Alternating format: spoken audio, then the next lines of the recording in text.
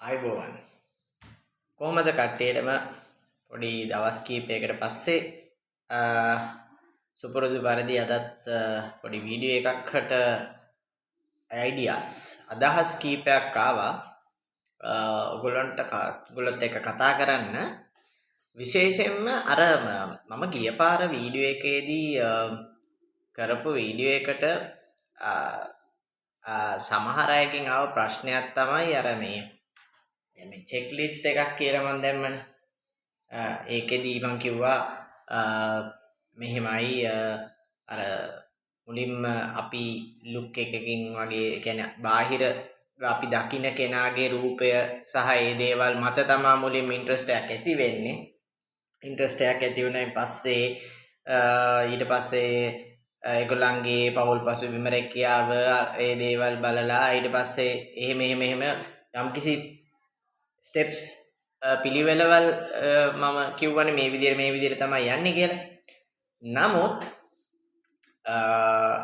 දැන් ඇත්ත කතාව අපි ගත්තොත් එහෙම ඒ පිළිවෙලටමද මේක මේ දෙන්නෙක් අතර සම්බන්ධතාවයක් ගොඩනගෙන්නේ එහෙම නැත්නම් වෙන මොනවා හරි පිළිවෙලක් තියෙනවද කියන එක එහෙම නැත්නම් ඊට වඩා වෙනත් අදහසක් තියෙනවද කියන එක ගැන පොඩි කුතුහලයක් තියෙනවා. ඉතින් කෙනෙක් දෙන්නෙක් හොඳ වීඩියෝ එකක් කියලා තිබ්බා. සමහර ප්‍රශ්නයක් ඇරෙට ඇහලා තිබ්බා. ඒක පොඩ්ඩක් විස්තර කරන්න අපිට ඒක ඒ විදිහටම වෙනවද නැත්නම් ඒක වෙනස් වෙනවද කියන දේ. හරි.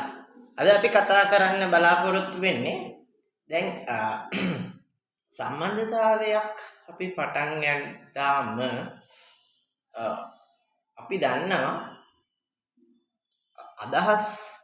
උදහස් පුරුදු සිරිත් විරිත් ගති පැවතුම් අතර මම කියන්නේ 100%ක් සමාන වෙනවා කියලා. නමුත් සමපාත වීම සමානුපාත වීම එහෙම නැත්නම් යම්කිසි සමගාමී මට්ටමක පැවැත්ම ඇත්තටම සම්බන්ධතාවයක් පවත්වාගෙන යාම සඳහා ඒක ලොකු උපකාරයක් වෙනවා. දැන් අපි ගත්තොත් එහෙම හුඟක් වෙලාවට අපි කියනවා දැන් ඔයගොල්ලෝ දන්නවා දැන් අපි මේක ප්‍රසිද්ධ මාතෘකාවක් වෙලා තියෙන නිසා ඔය විශ්ව ආකර්ෂණ නීතිය කියලා කියනවා. අපි හිතන දෙයක් අපිට ලැබෙනවා කියන සංකල්පය ඇත්තටම මේ අපි හිතුවම දෙයක් ලැබෙනවා කියන එක නෙමෙයි. නමුත් ඒක අපි හිතනවා මං හිතුවොත් මම පෝසතෙක් මට සල්ලි තියෙනවා කියලා හෙට ඔබට මේ වෙලාවේ අතට මේ සල්ලි ලැබෙන්නේ නිකන් 아무තු විදිහට උඩින් සල්ලි පහළ වෙනව නෙමෙයි. එහෙම දෙයක් නෙමෙයි. නමුත් ඒ සඳහා අපි කරන්න ඕන ඒකත් එක්ක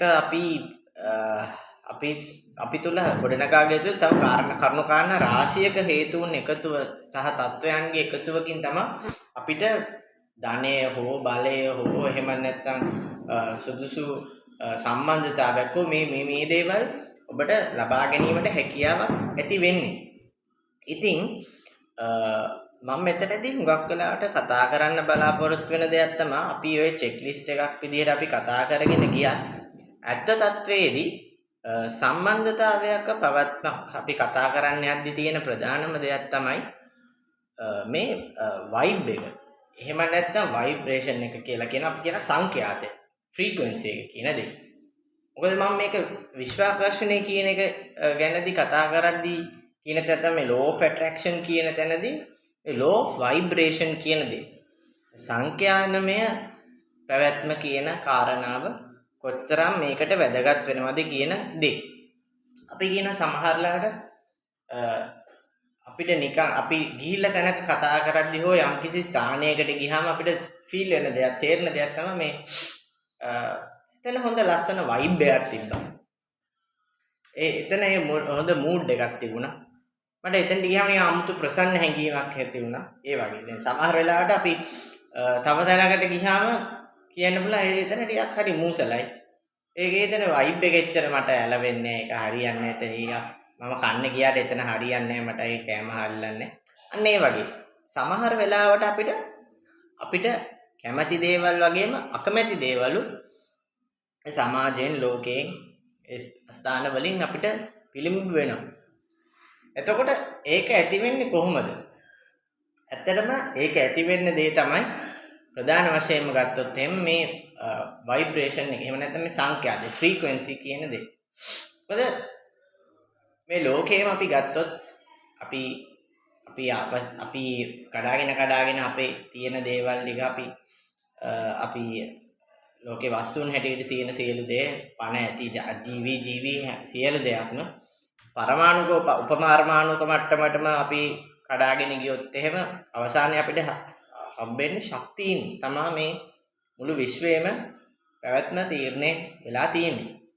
එතකොට මේ ශක්තියින් වල විශාල ප්‍රමාණයක එකතුවක් තමයි මේ අපි විශ්වයක් හැටියට අපිට එළියෙන් අපේ පංචේන්ද්‍රයන්ට ගෝචර වෙන අපි අපේ ආයතන වලින් අපි ලබා ගන්න දත්ත මත අපි ගොඩනගාගෙන තියෙනවා. එතකොට මේ ෆ්‍රීකවෙන්සි සංඛ්‍යාතය කියන දේ කම්පණය වීම ඕනෑම දෙයක් ශක්තියින් තියෙන්නේ කම්පණය වෙවි. ඒ වස්තුන් තියෙන්නේ ඒ අංශුන් තියෙන්නේ ඇත්තටම එක තැන එක විදිහට නෙමෙයි. ඒවා හැමතිස්සෙම ভাইබ්‍රේට් වෙනවා. කම්පනයක් තියෙනවා. ඒවට යම්කිසි සංඛ්‍යාතයක් තියෙනවා. ඉතින් ඔබ තුල තියෙන සහජයෙන් ආපු ඔබේ ස්වභාවික සංඛ්‍යාතයක් තියෙනවා. අන්නේ සංඛ්‍යාතය තමයි අපි ভাইබ්‍රේෂන් එක. එහෙම නැත්නම් අපේ ෆ්‍රීකවෙන්සි එක හැටියට අප විසින් සමාන කරගන්න. එහෙම නැත්නම් මැච් කරගත යුත්තේ. ඉතින් ඒ සඳහා අපිට තියෙන ප්‍රධානම දෙයක් තමයි මේ කොහොමද අපි කෙනෙක් එක්ක දැන් අපි කතා කරන්න ගියොත් අපි දන්නවා හුඟක් වෙලාවට අපි ස්ට්‍රේට් ගිහිල්ලා අපි හොඳින් අපි කතා කරද්දී අපිට ඒගොල්ලන්ගෙන් එන්න පුළුවන් බලපෑම කොයි වගේද කියන දේ. දැන් අපි කියනවා සමහරලාවට කෙනෙක් මං කියන විදියට හිතනවා හෝ හිතන්නේ නැහැ හරි. එහෙම නැත්නම් මගේ අදහස් වලට ගැලපෙනවා. එහෙම නැත්නම් ගැලපෙන්නේ නැහැ හරි. අන්න ඒ කියන දේ දැන් අපි කොතරම් කිව්වත් දැන් හිතන්න දැන් කෙනෙක් ලස්සන කියන දේ මත ගියාට සහ මූලිකව ආකර්ෂණය වීමක් සිදු වුණාට සමහර විට ඔහු හෝ ඇයගේ ඒ වයිබ් එක එම නැත්නම් ඒ සංඛ්‍යාතය ඒ ভাইබ්‍රේෂන් එක තියෙන්නේ වෙනත් තලයක නම් ඔබ දෙපළ අතර තියෙන ඒ සම්බන්ධතාවය අඩු වෙන්න ඒ සම්බන්ධතාවයේ පැවැත්මට එතන බලපෑමක් ඇති වෙනවා. ඉතින් අනිවාර්යයෙන්ම සම්බන්ධතාවයක පැවැත්ම රඳා පවතින ප්‍රධාන හේතුවක් හැටියට මේ වයිබ් එක සංඛ්‍යාතය කියන එක අතිශයින්ම වැදගත් කාරණාවක් වෙනවා. මොකද කෙනෙක්ගේ අපි ලුක්ස් වලින් සහ සමහර විට ගතිගුණ අතිනුත් වෙනස් වුණත් ඔබගේ වයිබ් එක ඔබට මැච් කරගන්න පුළුවන් නම් සමහර විට තමන් කැමතිම දෙයට අකමැති වෙන්න පුළුවන්. නමුත් තමන්ගේ ඒ වයිබ් එකක් තියෙනවා නම් ආයත් එක්ක යන්න පුළුවන් කියන ඒ හැඟීමක් එනවා නම් එතන ඒ කම්ෆර්ටබල්නස් එකක් ඒ සමන්ගේ සංඛ්‍යාත අතර මැච් වෙනවා නම් ඒකට ඔය කියන ක්‍රයිටීරියා කිසිවක් මම කියන්නේ හැමදේම අදාළ වෙන්නේ නැහැ කියලා. නමුත් බොහෝමයක් දේවල් අදාළ නැති වෙන්න ඒ දේ ඇති වෙන්නත් පුළුවන්. මම කියන එක පොඩ්ඩක් කල්පනා කරලා බලන්න. ඒ වගේම අපි මේ සම්බන්ධව අපි ඉදිරියට පොඩ්ඩක් කතා කරමු මේ ভাইබ්‍රේෂන් එක එහෙම නැත්නම් වයිබ් එක කොහොමද මේ සංඛ්‍යාතය කියන එක කොහොමද හරියටම පාවිච්චි කරන්නේ තමන්ගේ සම්බන්ධතාවයන් ගොඩනගා ගන්න කියන එක සහ තමන්ගේ සිටිත් පිට ගතිබතුන් අතර මේක හදාගන්නේ කොහොමද කියන එක ගැන බලන්න. ඉතින් අතර මට අද වීඩියෝ එකේ මේකට පොඩි ඉන්ට්‍රොඩක්ෂන් එකක් තමයි අතරම දෙන්න අවශ්‍යතාවය තිබුණේ. ඉතින් මම හිතනවා ඕගොල්ලන්ට මේ කියපු කාරණාවත් එක්ක පොඩි වයිබ් එක හදාගත්තා නම් මෙතන අපිට කරන්න දේවල් තියෙනවා මේ පොසිටිවිටි එක සහ ධනාත්මක චින්තනයත් එක්ක අපි කොහොමද මේ දේවල් මැච් කරගන්නේ කියන එක සම්බන්ධව. ඉතින් මම හිතනවා අපි තවත් වීඩියෝ එකකින් මේ සම්බන්ධව කතා කරමු කියලා. එහෙනම් සැමටම සුබ සතියන්තයක් මේ සමග ප්‍රාර්ථනා කරනවා. අයිබෝන්.